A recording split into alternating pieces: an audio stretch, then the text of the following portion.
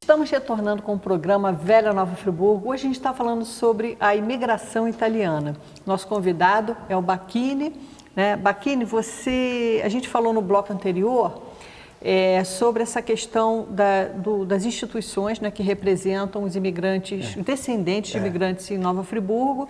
Antigamente tinha a Casa de Itália, não vou passar muito para o século XIX, que os nomes eram italianos, Príncipe de Nápoles, Ticoli, não sei o quê, Mas acabou ficando a Casa de Itália e a Dante Alighieri. Só que a Dante Alighieri, você já explicou, ela era um braço do Rio de Janeiro e ela já foi extinta.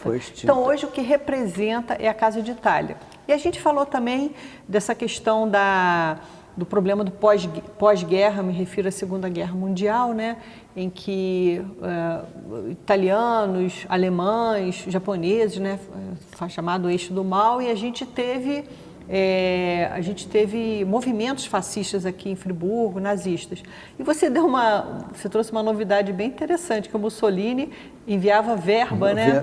Diversas vezes, né? Vinha pela Dante Alighieri, né? Alighieri. Para serem aplicadas aqui no país, mas se foi aplicado 10%, foi muito.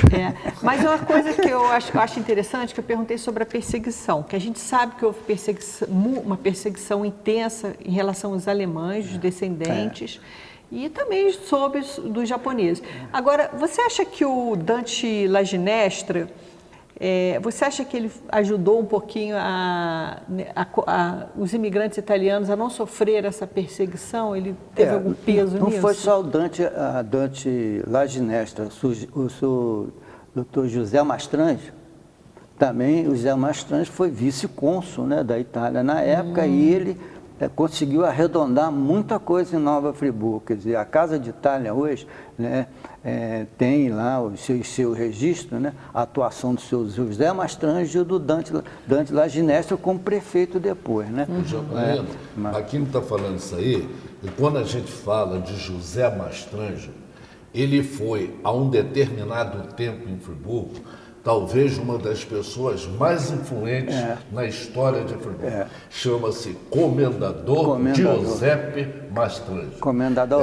José Mastrange. Esse homem foi, durante longos anos, presidente da Associação Comercial. Esse homem foi o líder do Country Club, nos movimentos do Country Club.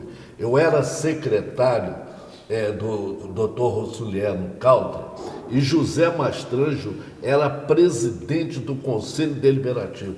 Ele analisava a ficha de um por um dos candidatos a conselheiros do Country Club.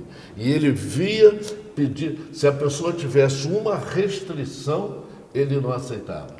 A família dele praticamente fundou, junto com os Mastrange, os Mieles, eles fundaram também o Fluminense Atlético Clube, que veio dar origem ao friburguês.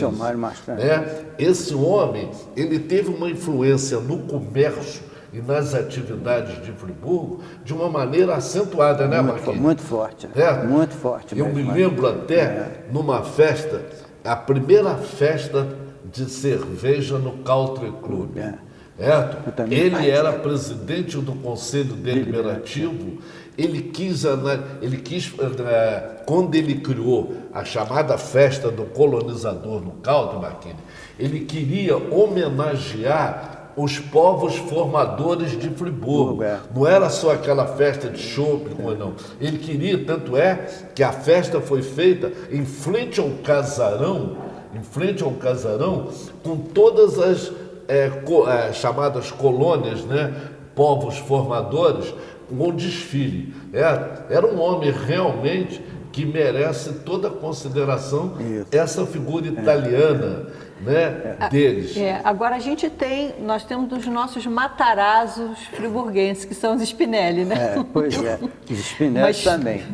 Mas o interessante é que os Spinelli, por exemplo, na Casa de Itália, teve um ou dois lá representantes, mas não tiveram assim muita influência, né?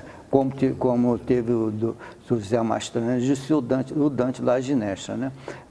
Tiveram mais na política, foram mais vereadores, na política, né? isso, Foram mas eles partiram mais para outras...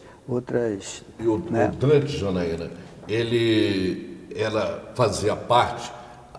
O Dante Laginestra foi prefeito interventor, não foi? No Foi, Estado Novo, não Depois, foi? em 32, veio Carlos Alberto Browne, que era conhecido como Carlito Browne. Esse foi um homem importante. Carlito Browne era irmão de Alberto Browne, certo? Mas do outro grupo. E ele era muito influente também. E esse grupo do Dante tinha um irmão um líder em Friburgo chamado Virgílio Laginestra. E depois, uma das irmãs dele casaram-se com um Odílio Quintais. Odílio Quintais foi outra figura marcante. Quintais é espanhol, né? Quintais eu acho espanhol. Então, esse Quintais, ele foi o homem que praticamente organizou Nova Friburgo Country Club. Ele era tesoureiro e diretor na prefeitura de Friburgo, já no governo do Dante Laginestra, e depois, como ele era parente também do Antônio Rossulier, primeiro presidente do Country Club, eles se uniram, certo? E era uma equipe que a Friburgo era unida nessa época, com Silvio Henrique Browne, né? Toda essa turma foram pessoas que contribuíram muito para o nosso desenvolvimento. Doutor Rafael Jacu, né? Também. Todos eles, né?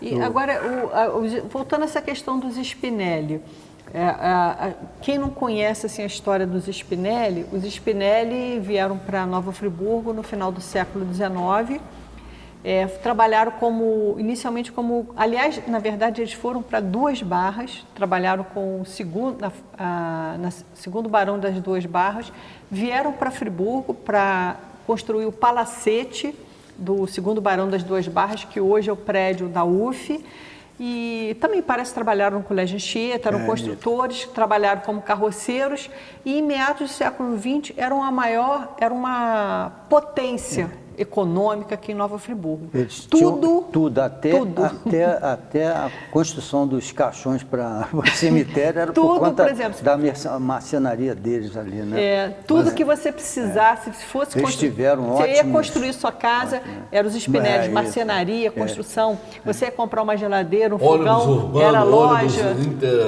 Municipal, o transporte, tudo isso, representação de automóvel, representação de gás, carpintaria, agropecuária, campeões de gado, bovino, tudo isso. Mas tinham 4 Spinelli, filhos. O patriarca era Luiz Spinelli. Aí, cada um dos líderes, dos filhos desse Luiz Spinelli, Vitório era o menor deles e o mais dinâmico. Fernando era o homem que cuidava das finanças. Santos Spinelli era realmente aquela figura de participação solidária, fundador do hospital, era participação em tudo. E a grande cabeça também era Augusto Spinelli. Então, esses elementos, com mais outros da própria família, eles realmente lideraram durante muito tempo a vida comercial, industrial da nossa cidade. Tá certo. A gente vai fazer um breve intervalo, daqui a pouco a gente retorna com Luiz Fernando Bacchini, na Velha Nova Friburgo.